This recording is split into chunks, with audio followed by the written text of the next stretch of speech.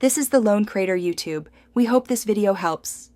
You'll start by identifying the app and closing it. If it's in Applications, open Finder and navigate there. If not, use Spotlight to locate the executable immediately. Once done, sign out of any app accounts and quit background helper processes from the dock or activity monitor to avoid locked files. Make sure you know whether the app was installed from the App Store versus an installer package. This changes the removal path and whether you'll need launch daemons or receipts cleaned up afterward. Next, remove the main application bundle and its supporting files.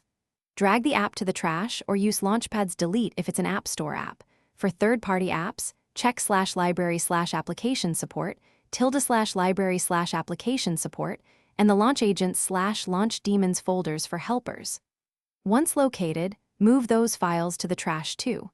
Make sure to empty the trash, then restart your Mac to release any locked resources. If you used a packaged installer, also remove any receipts or pkgutal entries to prevent future reinstall conflicts.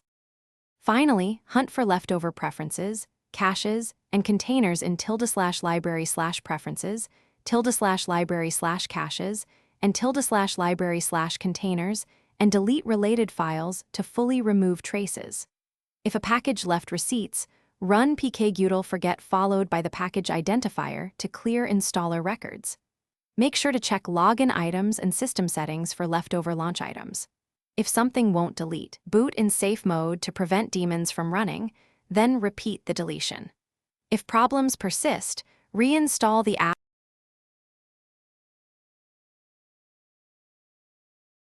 Thanks for watching. Consider subscribing if we helped you.